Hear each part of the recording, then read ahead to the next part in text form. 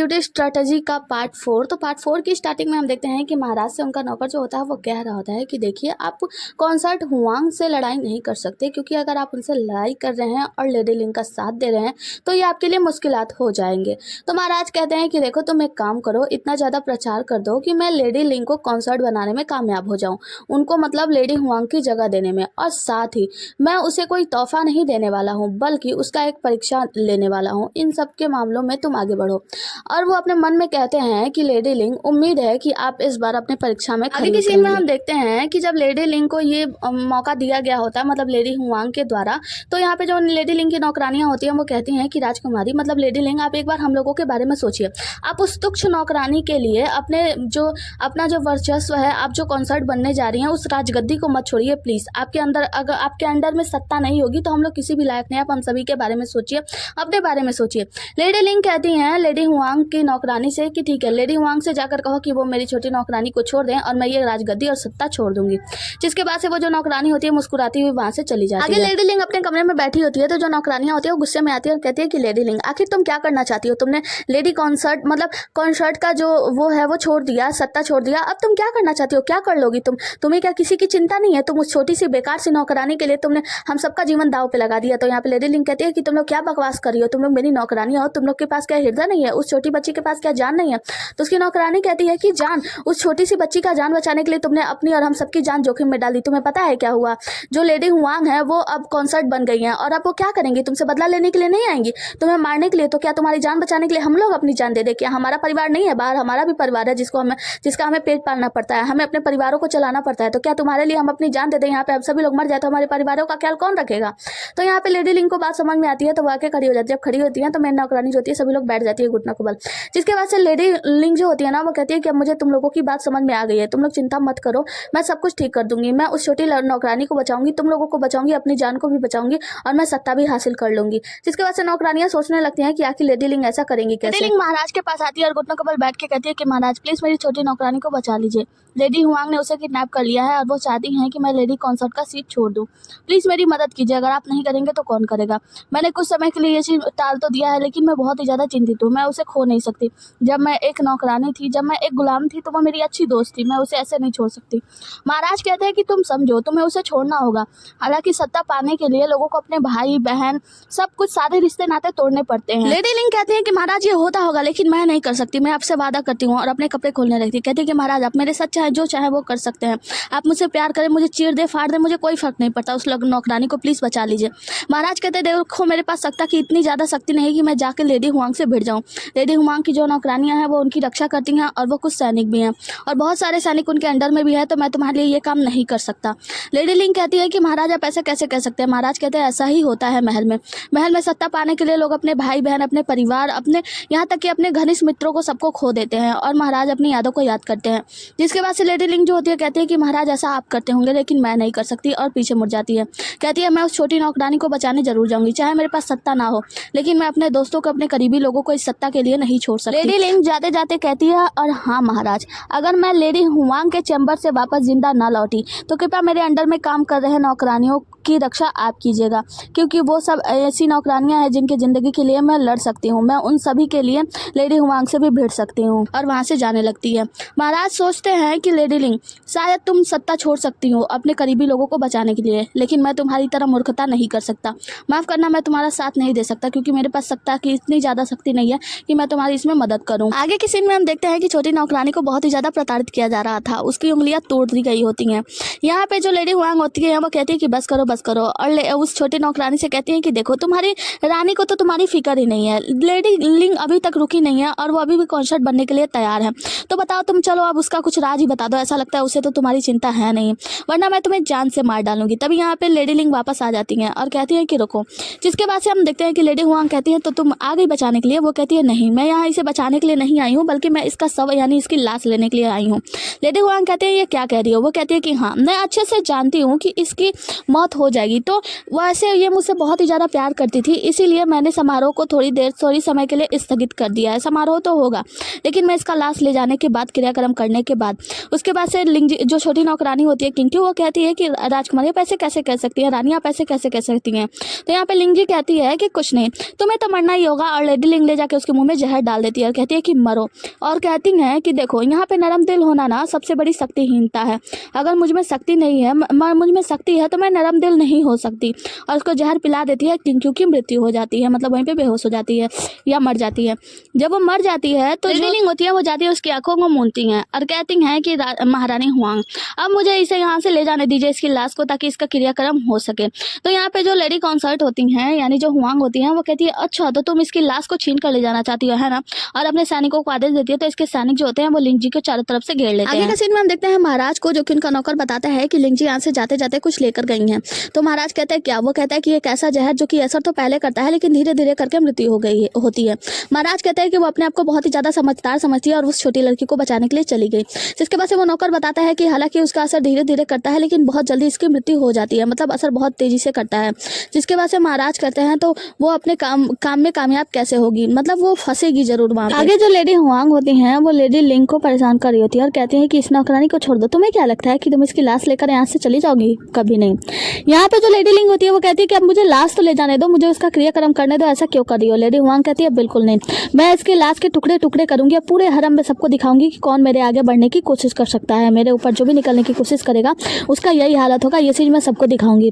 सभी नौकरानियां मिलकर लेडी लिंग को पकड़ लेती हैं और उस नौकरानी को छुड़ा दिया जाता है। जिसके बाद से लेडी हुआंग अपना चाकू उठाती है और कहती है कि अब देखो मैं इसके कैसे टुकड़े टुकड़े करती हूँ। अपना तलवार उठाती हैं और छोटी नौकरानी को मारने के लिए जाती हैं। हम देखते हैं कि लेडी लिंग जोर से चीखती है कि प्लीज उसे छोड़ दो, ऐसा मत करो। लेडी हुआंग रुकने वाली नहीं होती है और मारने जाती हैं। तभी बाहर से कुछ आवाज आती है। लेडी हुआंग कहती है कि ओहो वो बेकार सा राजा वो फिर आ गया तुम्हें बचाने के लिए। खैर कोई बात नहीं, मैं उसकी आंखों के सामने उसे दिखाती हूँ कि उसकी प्रिय पत्नी को मैं कैसे कुचलूंगी।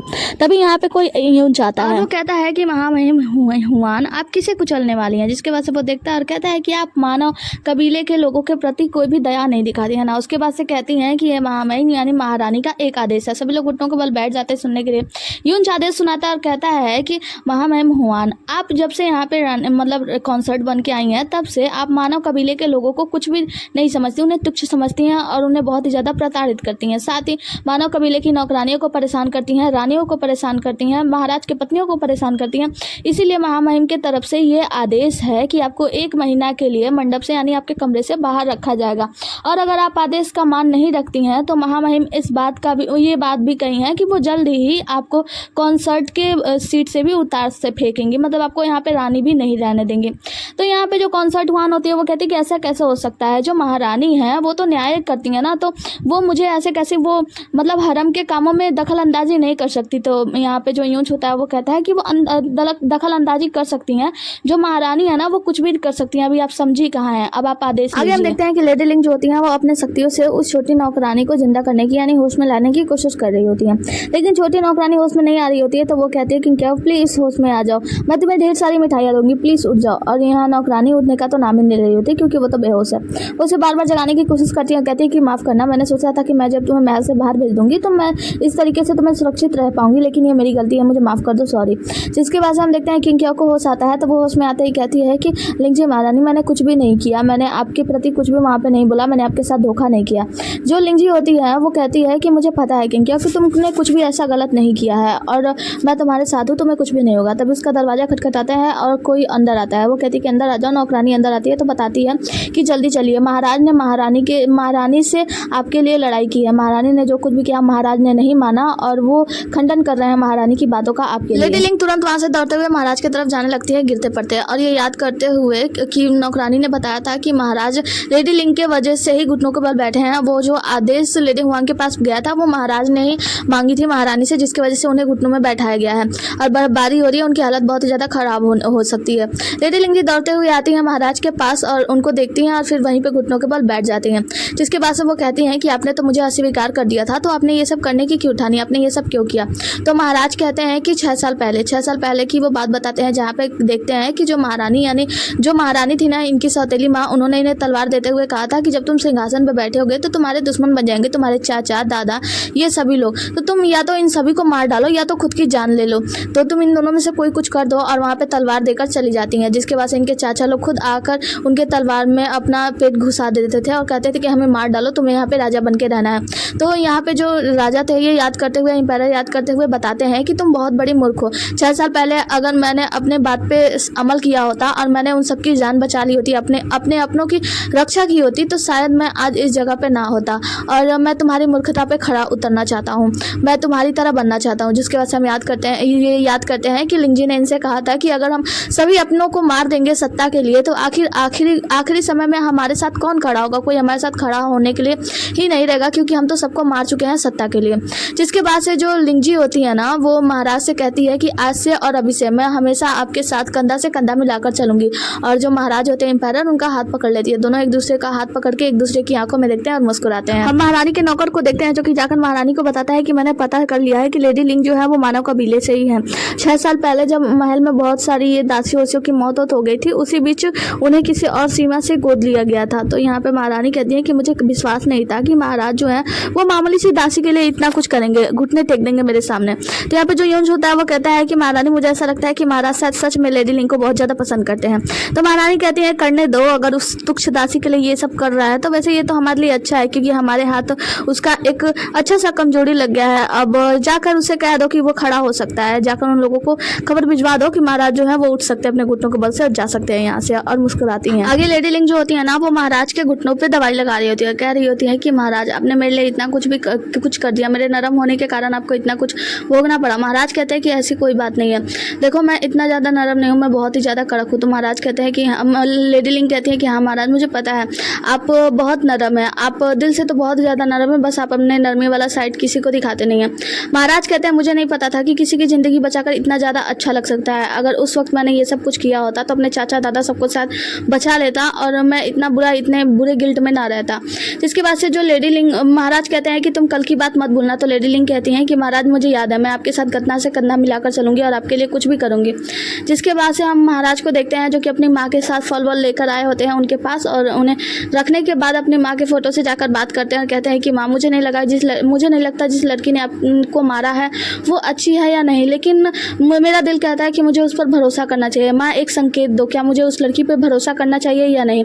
और फिर इतना कहने के बाद वहाँ से जाने लगते हैं। जब जाने लगते हैं तो हम देखते हैं कि हवाएं तेज से चलने लगती हैं, जिसके कारण वहाँ पे जितने भी मोमबत्ती होती हैं वो बुझने ही वाले होते हैं। तो महाराज कहते हैं कि माँ मैं समझ गया, और मुस्कुराकर वहाँ से चले जाते हैं। आगे की सीन में हम देखते हैं कि घोषणा की जाती है कि लेडी लिंग बहुत ही ज्यादा सुंदर और प्रभावशाली महिला है, उन्हें लेडी कॉन्सर्ट बनाया जाता है। लेडी लिंग अपने नौकरानियों के साथ गुजर रही होती है, वहीं से बैंक जियान भी जा रहा होता है कुछ सैनिकों के साथ। लेडी लिंग बैंक जियान को देखकर अपने मन में सोचती है कि बस थोड़ा इंतजार करो, कुछ समय बाद मैं जल्द ही इस जेल से आजाद हो जाऊंगी और फिर तुम्हें भी आजाद कर दूंगी, मैं सब कुछ ठीक कर दूंगी, मैं ये वादा करती हूँ खुद से। और ये बात कहते हुए लेडी लिंग जो है वहां से चली जाती है। आगे लेडी लिंग अपने कमरे में होती है, अपना काम वाम कर ही रही होती है, तभी वहाँ पे महाराज आते हैं, उन्हें ढेर सारा कागज वागज और मतलब पेपर वर्क काम देते हैं और कहते हैं कि ये नौकरानियों के कपड़े के, ये नौकरानियों के रहने का ठिकाना, ये आपको कितनी नौकरानियां चाहिए वगैरह वगैरह, बहुत सारा ढेर सारा काम दे देते हैं। लेडी लिंग कहती है रुको रुको, मैं इतना सारा काम कैसे करूंगी? महाराज कहते हैं देखो, जो कॉन्सर्ट हुआन है ना, वो सिर्फ 1 महीने के लिए ग्राउंडेड हुई है, तो ये तुम्हारे पास यही सही समय है कि 1 महीने में तुम सारा काम जो उनका छीन लो और अपने हाथों में ले लो। तो लेडी लिंग कहती है कि हाँ मैं समझ गई, मैं उनका सारा काम अपने हाथों में ले लूंगी, उन्होंने मेरी नौकरानी को प्रताड़ित किया, मुझे इतना ज्यादा परेशान किया, मैं अब उस हर एक बात का बदला लूंगी। जिसके बाद से हम देखते हैं वो अपना काम हम करने लगती है। आगे की सीन में हम देखते हैं कि वो अपने नौकरानियों के साथ जा रही होती है एक जगह से, तो वहां से कुछ पपड़ी छूटकर गिरने लगती है, जिससे वो गुस्सा करती है अपने नौकरानियों पे, कहती है अभी मैं कॉन्सर्ट बनी हूँ और यहाँ पे आने पर क्या पता चल रहा है, मतलब ये इनकी मरम्मत नहीं हुई है क्या? मरम्मत के बाद भी इनकी पपड़ियाँ गिरी हैं, तुम लोग कैसा काम करते हो? नौकरानियाँ कहती है हमें माफ कर दीजिए महारानी, हमसे गलती हो गई, हम आगे से ऐसा काम नहीं करेंगे, मतलब हम सब कुछ ठीक कर देंगे। तो यहाँ पे महारानी कहती है कि जल्दी से ये सब कुछ ठीक करो, मैं कॉन्सर्ट बनी हूँ तो क्या मेरे नाम को तुम लोग हंसवाओगे? तुम लोग मेरी नौकरानी हो, मेरा काम नहीं करती हो, तो आगे से तुम लोगों को सजा दी जाएगी। जिसके बाद से वो नौकरानियाँ कहती है कि हमें सजा दीजिए, हम सजा के लायक है। तो महारानी कहती है कि इस बार तो छोड़ा जा रहा है, लेकिन आगे अगर ऐसा कुछ भी गड़बड़ हुई तो मैं तुम सबको सजा दूंगी। और वहां से महारानी चली जाती है। हम देखते हैं कि यहाँ पे कॉन्सर्ट हुआन की जो नौकरानी होती है वो सब कुछ देख रही होती है, वहां से चली जाती है। आगे लेडी लिंग अपने कुछ दस्तावेज को जांच रही होती है, तो उसमें से उन्हें कुछ अजीब मिलता है। वो कहती है कि इस झरने का जो पानी है वो सूरोए फूल को उगाने के काम आता है, ये महल में इसका काम क्या है? मतलब मानव कबीले के तो काम का ये है नहीं, तो यहाँ पे इतनी मात्रा में क्यों आ रहा है? कुछ तो गड़बड़ है। अभी ये सोच रही होती तभी वहाँ पे महाराज आता है, कहते हैं कि क्या हुआ, आपके चेहरे पे किस प्रकार के भाव है, आप क्या सोच रही हैं? तो यहाँ पे वो तुरंत उठ जाती है लेडी लिंग और कहती है कि महाराज आप यहाँ कैसे? वो कहते हैं कि जब कोर्ट का काम खत्म हो गया तो मैं यहाँ से गुजर रहा था तो सोचा आपसे मिल लूं। वो कहती है कि यहाँ से गुजर रहे थे, लेकिन हमारा महल तो आपके महल से बहुत दूर है, आपका महल तो दूसरी तरफ है। महाराज कहते हैं हाँ मैं इस तरफ किसी और काम से आया था तो मैं आपके पास चला आया। तो वो कहती है कि लेकिन मेरा महल जो है वो तो एकदम कोने में बसा हुआ है, यहाँ तो आसपास कोई दूसरा जगह नहीं है, तो आप यहाँ पे किस काम से आए थे? वो कहते हैं कि अरे वो सीक्रेट है। तो वो कहती है कि हाँ माफ़ कर देना, मुझे आपसे नहीं पूछना चाहिए आपके सीक्रेट के बारे में। जिसके बाद से महाराज उसको मीठी गोलियां देते हुए कहते हैं कि ये मैं आपके लिए लेकर आया हूँ। वो देखकर बहुत ज़्यादा खुश हो जाती है। लेडी लिंग कहती है कि अभी अभी तो अदालत खत्म हुआ, तो ये सब आपको कहाँ से मिल गया, ये तो बाहर मिलता है ना। तो महाराज कहते हैं हाँ मैं गया था, लेकिन क्या आपको ये पसंद नहीं आया। तो लेडी लिंग कहती है नहीं नहीं, मुझे ये तो बहुत ही ज़्यादा अच्छा लगा। महाराज कहते हैं कि मैं लिए लेकर आया हूँ। महाराज कहते हैं कि मुझे माफ़ कर दो, इतना छोटा होने के बावजूद तुम्हें इन बेकार से मामलों से जूझना पड़ रहा है, हरम के काम संभालना पड़ रहा है और झगड़ों वगड़ों के मामले से जूझना पड़ रहा है, इसलिए तुम बहुत ज़्यादा परेशान होगी ना। मैं तो भूल गया था कि तुम एक छोटी सी बच्ची हो जो कि अभी सिर्फ 20 साल की हो, तुम्हें बहुत ही ज़्यादा एंजॉय करना चाहिए। तो यहाँ पे महारानी लेडी लिंग जो होती है वो कहती है कि महाराज आप भूल गए, आप भी तो 20 वर्ष की है ना, तो लीजिए आप भी खाइए। महाराज अभी कुछ नहीं बोलते, तो वो कहते हैं कि अच्छा तो आप नहीं खाएंगे, और फिर खाने लगती हैं। तो महाराज आकर खुद जब वो खा रही होती है तो उसी में से वो भी खाते हैं और कहते हैं कि ओहो माफ़ करना, ये तो खट्टा है, मुझे तुम्हें देने से पहले एक बार चखना चाहिए था। लेडी लिंग कहती है कोई बात नहीं महाराज, क्योंकि मुझे खट्टी चीज़ें बहुत ही ज़्यादा पसंद है। तो महाराज मुस्कुराते हैं, जिसके बाद से वहाँ से जाने लगते हैं। कहते हैं कि अब मुझे यहाँ से जाना चाहिए। वैसे मैंने सुना है कि तुमने अपने नौकरानियों को दंडित किया है। तो महारानी कहती है हाँ। तो वो कहते हैं कि ध्यान रखना, स्वामी और जो महारानी होती है ना, मतलब स्वामी और जो नौकर होते हैं उनका रिश्ता थोड़ा सा वो अटपटा होता है। तो तुम्हें ध्यान से लोगों को, मतलब उन लोगों को दंडित भी करना चाहिए और प्यार भी दिखाना चाहिए। तो तुम कोई भी गलती ना करना। और फिर कहती हैं कि वैसे मुझे अच्छा लगा, मुझे जानकर अच्छा लगा कि तुम अपना काम बहुत अच्छे से कर रही हो और कॉन्सर्ट का काम बहुत अच्छे से निभा रही हो, लेकिन तुम्हें थोड़ा सा आराम भी कर लेना चाहिए। और वहाँ से कह के चले जाते हैं। जिसके बाद हम देखते हैं लेडी लिंग जो होती है ना वो मुस्कुरा रही होती है महाराज की बातों। आगे का सीन में हम देखते हैं कि लेडी लिंग की नौकरानी को बुलाकर हुआन मैडम जो होती है उनसे बात करते हैं। तो उसकी नौकरानी कहती है कि आपने मुझे यहाँ पे मिलने के लिए क्यों बुलाया। तो लेडी हुआन कहती है कि तुम्हें पता है ना कि वो तुम्हारे साथ अच्छा व्यवहार पहले कैसे करती थी, कैसे नहीं करती थी, लेकिन अब देखो जब से वो लेडी कॉन्सर्ट बनी है तुम्हें कैसा नीचा दिखा रही है, मतलब तुम्हें सजा भी दे दी। वो कहती है कि हम लोगों ने गलती की थी, इस वजह से हमें सजा मिली, तो हम सजा के लायक हैं। तो लेडी हुआन कहती है कि नहीं ऐसी बात नहीं है, देखो तुम सजा के लायक नहीं हो, वो चाहती तो तुम्हें बख्श सकती थी, लेकिन जब लेडी कॉन्सर्ट बन गई है तो वो अपना वर्चस्व स्थापित करने के लिए तुम लोगों को सजाएं देती फिर रही है। तो तुम क्यों ना एक आरामदायक जिंदगी चुनो और तुम अपने परिवार के साथ जाकर आरामदायक जिंदगी जियो। तुम तो यहाँ अपना परिवार का पेट पालने के लिए ही काम कर रही हो ना। और उसे ढेर सारे सोने के छड़े दिखाती हैं, कहती है कि इन सोने के छड़ों को लो और तुम जाकर अपने परिवार के साथ पूरी जिंदगी आराम से जियो, ये तुम्हारे जीवन भर की कमाई से भी तो ज्यादा है ना। तो यहाँ पे जो वो होती है उसका मन डोलने लगता है। जिसके बाद से वो कहती है कि तब तुम्हें बस एक काम करना होगा, और वो उन्हें एक बॉक्स दिखाते हुए जिसमें कि एक खंजर होता है, कहती है कि इस खंजर का जो बॉक्स है ना ये ले जाकर बर्थडे पार्टी में बहुत सारे लोग आने वाले हैं, तो वहाँ पे जहाँ पे गिफ्ट रखे होंगे ना तो उस गिफ्ट में ले जाकर ये खंजर भी रख देना, बस इसके अलावा तुम्हें कोई काम नहीं करना है, और ये सोने की जो छड़े हैं वो तुम्हारी हो जाएंगी। जिसके बाद से हम देखते हैं कि लेडी वांग कहते हैं कि अब क्या सोचती हो तुम। तो जो नौकरानी होती है वो उस खंजर के डब्बे को ले लेती है। आगे नौकरानी लेडी लिंग के पास होती है और उन्हें तैयार करा रही होती है। तो लेडी लिंग कहती हैं कि मतलब जो नौकरानी होती है वो कहती है कि लेडी लिंग वैसे आप बहुत ही ज़्यादा खूबसूरत लग रही हैं, पार्टी में तो आप सबसे ज़्यादा खूबसूरत लगेंगी। तो लेडी लिंग कहती है देखो तुम्हें पता है ना मुझे चापलूस लोग पसंद नहीं है, तो चापलूसी करना बंद करो। वैसे बर्थडे पार्टी के लिए जो तोहफा तैयार करना था क्या वो तोहफा तैयार हो चुका है। तो नौकरानी जो होती है वो कहती है कि जी महारानी तोहफा तैयार हो चुका है। तो महारानी कहती है, नौकरानी कहती है कि आप उसे देखना चाहेंगी। तो लेडी लिंग कहती है नहीं देखने की जरूरत नहीं है, लेकिन अगर कोई गलती हुई तो तुम्हारी खैर नहीं। नौकरानी कहती है जी महारानी, और वहाँ से चली जाती है। किसी में हम देखते हैं कि सभी लोग अपने कपड़े पहन के तैयार हो रहे होते हैं। लेडी हुआंग भी अपना कपड़ा पहन के तैयार होती हैं और जलते हुए कहती हैं कि लिंग जी अब तो तुम नहीं बचने वाली हो, आज तो तुम मारी जाओगी। जिसके बाद से हमें पार्टी का सीन दिखाया जाता है। हम देखते हैं कि महारानी के बर्थडे पे सभी लोग नए नए गिफ्ट लेकर आए होते हैं। यहाँ पे जो होता है मतलब यूंच जो होता है ना वो आवाज़ करता है, मतलब लोगों को बताता है कि अब कॉन्सर्ट लिंग और कॉन्सर्ट हुआन आएंगी और महारानी को तोहफा देंगी। जिसके बाद हम देखते हैं कि महाराज महारानी से कहते हैं कि महारानी मैंने सुना है कि लेडी लिंग जो है ना उन्होंने आपके लिए एक अच्छा सा तोहफा रखा है। तो महारानी कहती हैं कि ठीक है फिर दिखाओ, और जैसे ही वो बॉक्स खोलती हैं उसमें एक हजारों वर्ष पुराना जड़ी बूटी होता है। लेडी लिंग होती है वो बताती हैं कि महारानी ये हजारों वर्ष पुराना जड़ी है जिसे खाने के बाद आप बहुत ही ज्यादा जवान और खूबसूरत लगने लगेंगी। लेडी हुआंग तो सिट्टी बिट्टी गुम हो जाती है, मतलब वो तो चौंक जाती हैं। जिसके बाद से महारानी खुश होती हैं और कहती हैं कि आपको अच्छा अच्छा तोहफा दिया जाएगा। जिसके बाद से महाराज जो होते हैं वो कहते हैं कि वैसे महारानी लेडी हुआंग जो है ना वो भी बहुत अच्छा तोहफा लाई होंगी आपके लिए। तो महारानी कहती हैं कि वैसे इनके कबीले वाले तो बहुत ही ज्यादा सीमा पे परेशानी कर रहे हैं, देखते हैं लेडी हुआंग मेरे लिए क्या तोहफा लाई है। और कहती है अपना बॉक्स खोलिए। जब लेडी हुआंग वो बॉक्स खोलती है तो उस बॉक्स में से एक चाकू निकलता है जिसमें कि खून लगा होता है। ये देखकर तो लेडी हुआंग डर जाती है और महारानी चौंक जाती है, कहती है कि ये सब क्या बकवास है। जिसके बाद से लेडी हुआंग जो है वो बहुत ही ज्यादा चिंतित हो जाती है कि अरे ये सब मेरे साथ ही कैसे हो गया। और हमें एक फ्लैशबैक दिखाया जाता है जहाँ पे हमें पता चलता है लेडी लिंग ने अपने नौकरों को सजा देने की बात कही थी, जहाँ पे अंदर ले जाने के बाद उन लोगों को कहा था ये तुम्हारा सजा है, और ढेर सारे सोने की छड़ियां उन सबको दे दी थी। और उसके बाद से अपनी मेन नौकरानी को कहा था क्योंकि तुम उच्च श्रेणी की नौकरानी बनना चाहती हो इसीलिए मैं तुम्हें तीसरी दर्जे की नौकरानी बनाती हूँ, आज से तुम मेरी रक्षा करोगी। जिसके बाद से उस नौकरानी ने मन में ही सोच लिया था और वो आकर लेडी लिंग को बता दी थी कि लेडी हुआंग ने मुझे आपके साथ गेम खेलने को कहा है, तो क्यों ना हम ये गेम ही उनके साथ खेल दें और ये गेम हम उल्टा कर कर दे, जिसके बाद से लेडी लिंग भी मांग गई थी। आज लेडी हुआंग सबके सामने कहती है कि ये सब गलत हो रहा है, मैंने ऐसा कुछ भी नहीं किया, मुझे फ्रेम किया गया है। और जो लेडी लिंग होती है उन्हें धमकाने लगती है। महारानी कहती है कि तुम्हारी हिम्मत कैसे हुई मेरे सामने ही मानव कबीले के लोगों को नीच दिखाने की।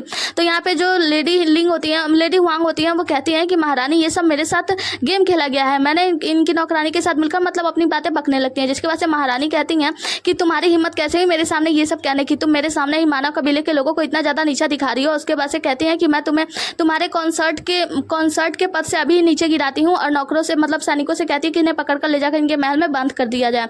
जैसे उन्हें बांध कर ले जाया जा रहा होता है तो लेडी हुआंग जो होते हैं उन नौकरों को मारकर मतलब सैनिकों को मारकर उस चाकू को उठाकर लेडी लिंग के ऊपर हमला करने जाती हैं, लेकिन महाराज सामने आ जाते हैं, मतलब महाराज को चोट लग जाती है। और महाराज को चोट लगने पर हम देखते हैं कि जो महारानी होती है ना अपने यूंच से ही इशारा करती हैं कि किसी भी डॉक्टर को अंदर नहीं आने दिया जाए। जिसके बाद हम देखते हैं कि लेडी लिंग जी वहाँ पे चिल्ला रही होती है लेडी लिंग की जल्दी से किसी शाही चिकित्सक को बुलाओ, लेकिन वहाँ पे कोई भी डॉक्टर नहीं आ रहा होता। आगे की सीन में हम देखते हैं कि लेडी लिंग महाराज को कमरे में लेकर बैठी होती है, कहती है कि महाराज आपको कुछ भी नहीं होगा और कहती है कि जल्दी से किसी शाही चिकित्सक को बुलाओ। यहाँ पे जो महाराज का नौकर होता है वो आकर बताता है कि महारानी माफ कीजिए, कोई भी चाहे शाही चिकित्सक इस समय उपलब्ध नहीं है, कोई भी नहीं है, ऐसा लगता है कि महारानी ने ही ये आदेश दिया हुआ है। जिसके बाद से लेडी लिंग कहती हैं कि तुम एक काम करो, जाकर बाहर दरवाजे पर ध्यान रखना और अंदर किसी को भी आने न देना, मैं व्यक्तिगत रूप से महाराज का इलाज करूंगी और महाराज के साथ संबंधित होंगी तो कोई भी अंदर नहीं आना चाहिए। जिसके बाद से वो नौकर वहीं पे घुटनों को बल बैठ जाता है, कहता है कि महारानी प्लीज मेरे महाराज को बचा लीजिए और वहां से अंदर बाहर चला जाता है अपना तलवार लेकर, कहता है मैं किसी को भी अंदर नहीं आने दूंगा। आगे हम लेडी लिंग को देखते हैं जो कि अपनी शक्तियों का इस्तेमाल करती है महाराज को ठीक करने के लिए। महाराज को थोड़ा बहुत होश आता है तो कहते हैं कि तुम ये क्या कर रही हो। लेडी लिंग कहती है कि मुझे माफ कर दो महाराज, मैं आत्मा कबीले से हूँ और मैंने तुम्हें धोखा दिया है, लेकिन पहली प्राथमिकता मेरी ये है कि मैं तुम्हारी जान बचाऊं, मैं अपनी जान देकर भी तुम्हारी जान बचाऊंगी। महाराज रोकते हैं और कहते हैं कि ऐसा मत करो, ऐसा करने से तुम्हारे लिए तुम बहुत ही ज़्यादा आहत हो जाओगी और मैं बहुत ही ज़्यादा बुरी तरीके से घायल हो, तो तुम मेरी जान बचाने की कोशिश मत करो। लिंग जी कहती हैं कि तुम चुप हो जाओ महाराज, मुझे तुम्हारी जान बचानी है। इसके बाद से अपनी शक्तियों का पूरा इस्तेमाल महाराज के ऊपर करती हैं और महाराज को माउथ टू माउथ किस करती हैं या फिर ये कहा जाए अपने आत्मा से उनकी आत्मा को बचाने की कोशिश कर रही होती हैं। महाराज उनका हाथ पकड़ के रोकने की कोशिश करते हैं, लेकिन लेडी लिंग जी जो होती हैं लेडी लिंग वो नहीं रुकती हैं और हम देखते हैं कि थोड़ी देर बाद लेडी लिंग उन महाराज के ऊपर ही बेहोश हो जाती हैं और ये ड्रामा मतलब ये एपिसोड या कहें ये पार्ट यहीं पे खत्म हो जाता है। कमेंट करके बताओ कैसा लगा, नेक्स्ट पार्ट के लिए कमेंट कर देना। Tata bye bye, take care.